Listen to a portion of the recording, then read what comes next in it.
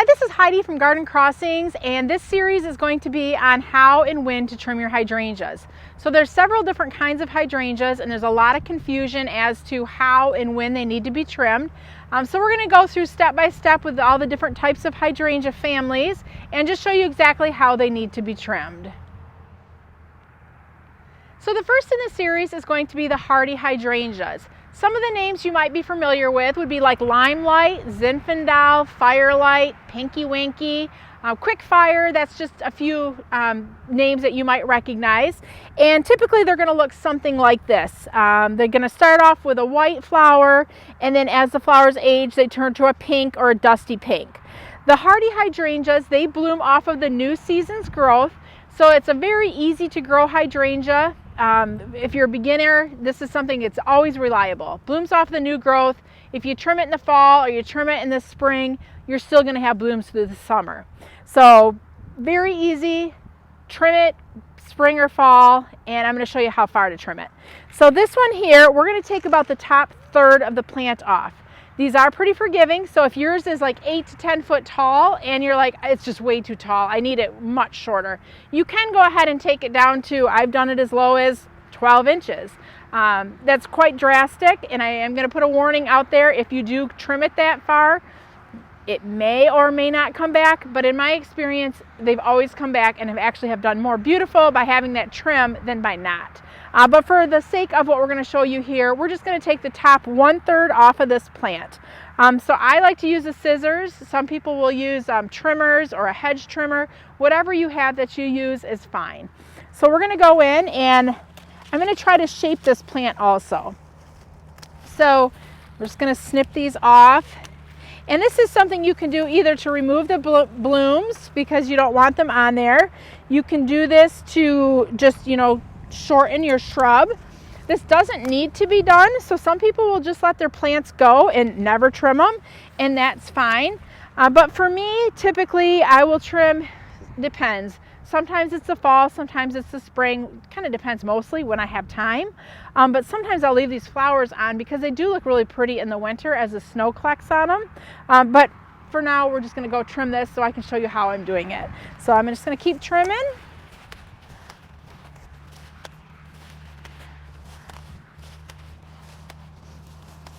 All right, so like so.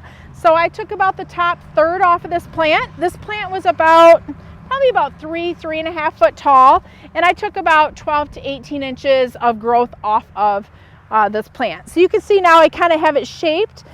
We trimmed it down a little bit, and if I wanted to, I could go a little bit lower. But I think for this particular plant, this is the Firelight, I'm going to leave it right here at about 24 to 30 inches tall. Got a beautiful bouquet, although I didn't do a very good job of trimming with my stems, but it looks pretty for the picture. So these are the hardy hydrangeas. They like to be grown in full sun. They can be trimmed spring or fall, and a very reliable bloomer. Great for a new gardener or somebody that's just unsure of what they're doing with their hydrangeas. So now we're out in the garden with a smooth hydrangea. Some of the hydrangeas that you might be familiar with in the smooth hydrangea family would be Annabelle, the Invincible series, the Incredible series. So those would all be like some of the smooth type hydrangeas. Smooth hydrangeas also like to be grown in full sun. They can handle also some part shade. They bloom off of the new growth. So again, this is a very reliable hydrangea. You can trim it in the fall or in the spring. And again, this is one that sometimes I'll leave the flowers on for the winter because again, they look pretty with the snow. Or I'll cut them back in the fall. Just depends on what time is looking like. So for the video, it's fall right now in my Zone 5 garden. I'm going to go ahead and trim these blooms off. So again, rule of thumb is take about 1/3 of the plant off. These can be cut lower if you want to. So sometimes plants just get so big and you're like, they're just way too big for my location. And they need to be smaller. So don't be afraid to go smaller if you want to. But a typical rule of thumb is, even for the smooth hydrangeas, taking about the top third off. So I have a scissors here. We could also do this again with a hedge trimmer or a clipper thing. But we're going to go ahead and just start taking them back. So this is about how much I'm taking off. I'm taking about 12 to 18 inches off. So.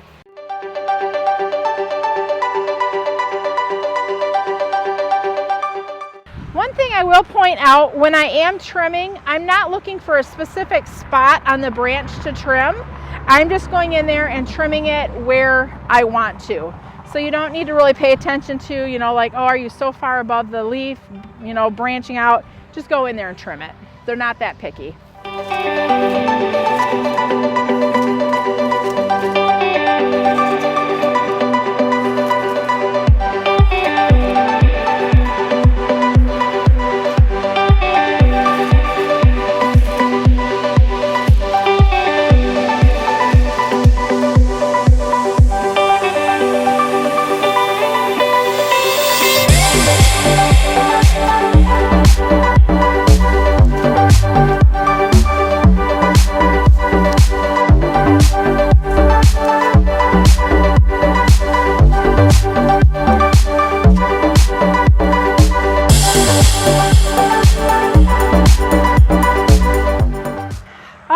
So we have this hydrangea trimmed back, and like I was saying, I took about the top third off of it.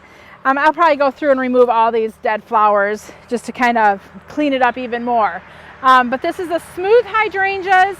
Like I was saying, it's the Incredibles, the Invincibles, the Annabelles. Blooms off of the new growth, so you can trim in the fall or in the spring. And again, very easy. I just went in and snipped them off, kind of shaped it up a little bit.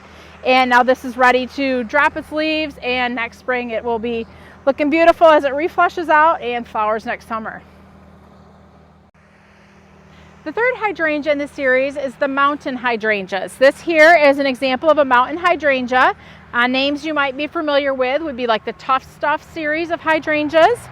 So the Tough Stuff or mountain hydrangeas, they bloom off of the old wood or the old growth. So this is a prime example of a hydrangea you do not want to trim in the fall or in the spring because the buds are already set on this plant for next year's flowers. The only reason I would recommend trimming the mountain hydrangea is if you absolutely do not like the way it's looking. So if this is in your garden and it's too big and it doesn't fit in and you want to cut it back so that it's smaller, or if the shape is kind of weird on it, then go ahead and trim it back, but understand in doing so that you are risking next year's blooms. But sometimes you do have to sacrifice blooms for a season to get a plant looking good again. So don't be afraid, but just understand you will be having a season off of blooms. So with a mountain hydrangea, if you had to trim it, I mean, really, there's not a great time to do it necessarily, because no matter when you trim, you're going to be trimming off the blooms.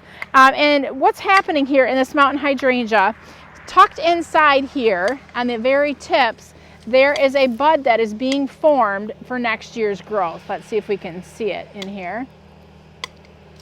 It's kind of hard to see, but right tucked in there, that harbored in those leaves there is next year's bud, which next year's bud also means next year's bloom.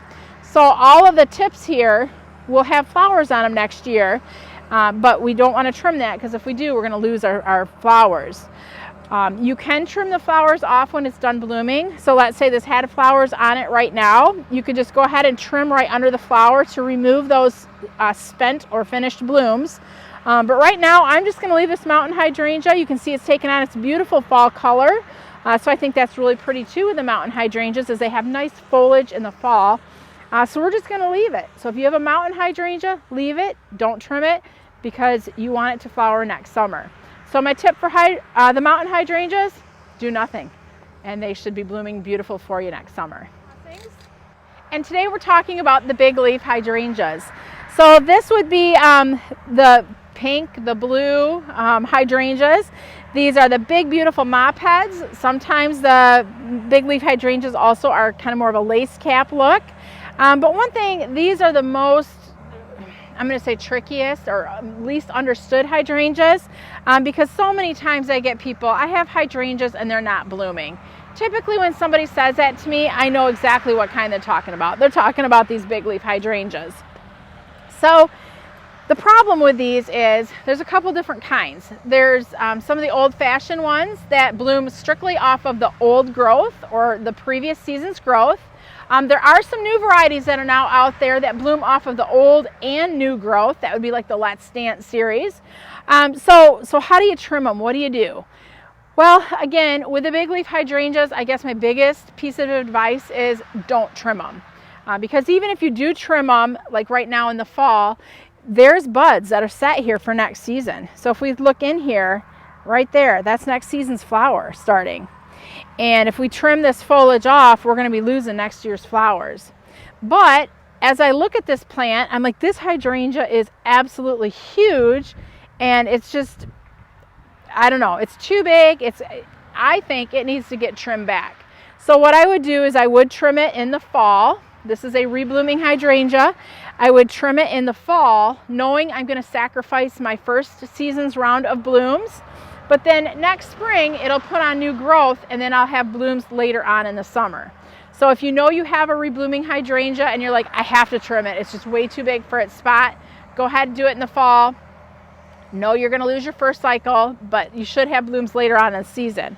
Another thing that also happens a lot of times with the big leaf hydrangeas, especially here in Michigan, is these buds are set and you know, they're waiting for next spring, but it gets so cold here in the winter that a lot of times we experience what's called like winter kill, and the frost or the cold will freeze these buds. So in the spring, you'll look at the plant and you'll be like, oh, my buds, they're all brown. Well, they probably winter killed. So if they don't look fresh and green in the spring, they're probably dead. And then therefore, that's where the reblooming hydrangeas are really nice, is that you might have lost that first bloom, but you will have flowers later on in the season. So with these big leaf hydrangeas, biggest takeaway is if you're in the market for a big leaf hydrangea and you're more of a northern gardener like we are here in Michigan, it's real important to look for ones that are reblooming. So ones that bloom off of the old season's growth and this new season's growth. And then if you can just let them go and not trim them, that's another good piece of advice. Just let them go and don't trim them. The big leaf hydrangeas, they like to be grown in, you can see this is in full sun, but they can also handle part shade. I think a lot of people think, oh, I have a hydrangea, it needs to go in a shade garden, which they do grow in shade gardens. But in my experience, the more sun they get, actually the better off they do. And again, I'm speaking from my northern garden here. If you're in the south, you don't want to put a hydrangea in full sun. You will definitely know that, you know, it needs more of a shadier area. But here in Michigan, full sun, these hydrangeas can handle it. We do make sure we keep them good and watered, because they will wilt if they're not getting enough water.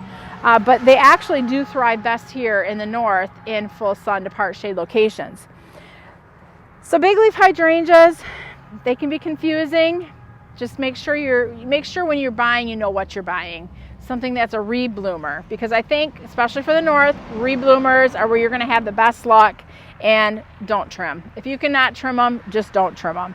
And so some people will want to trim like the flowers off. That's fine. And I have one down here low. This one didn't bloom so great for us this summer, but I do have some low flowers here. So basically what we'll do here is, let's say this was, obviously this one's just coming into action here, but it's too cold for it to do anything. But let's say this was a spent bloom and it's finished. I'm just going to go in and trim here right below the bloom like that. And that's how you can remove any of the spent blooms. So that kind of trimming is fine, but don't go and start trimming like this, because you just lost next year's flower. So hopefully you find that helpful on what to do with your big leaf hydrangeas. If you have questions, leave comments below and I'll gladly answer any questions that you have additional to what we've just talked about today. And we're going to talk about oak leaf hydrangeas. So I don't have any oak leaf hydrangeas out in our landscape, which is a shame because they have excellent fall foliage. As you can see here on this Gatsby's, this is Gatsby's Star. These are just planted about a month or two ago, so they're not super big in this container, but I wanted to have a little visual for you as we're talking about the oak leaf hydrangeas. So when and how to trim the oak leaf hydrangeas. So the oak leaf hydrangeas, this one here, Gatsby Star, this one will get 6 to 8 foot tall when it's mature. And so basically they bloom like mid to late summer, and you can see they got beautiful fall foliage on them. So the best time really to trim these oak leaf hydrangeas is going to be late fall, early winter. So the blooms do come off of the old growth. So you don't want to trim these in the spring. You'll lose your flowers then. But what is recommended when trimming an oak leaf hydrangea is to trim approximately like the top third off of the plant, or if you want, you can just remove the blooms. So once it's done flowering, go ahead and just remove those flowers. And if you feel like it's getting too big, you can take it down to about take the top third out of it. And that's how you trim an oak leaf hydrangea. Again, you don't have to worry about, like, oh, let's see, where do I need to go to trim it? Just go ahead and trim it. It's not that picky. It'll handle just a trimming. One thing with oak leaf hydrangeas, we'll talk a little bit about them. They like to grow in full sun to part shade locations, and they like a little bit more of the moist type soil conditions. Like I said, they do bloom off of the previous season's growth, so not to trim them in the spring.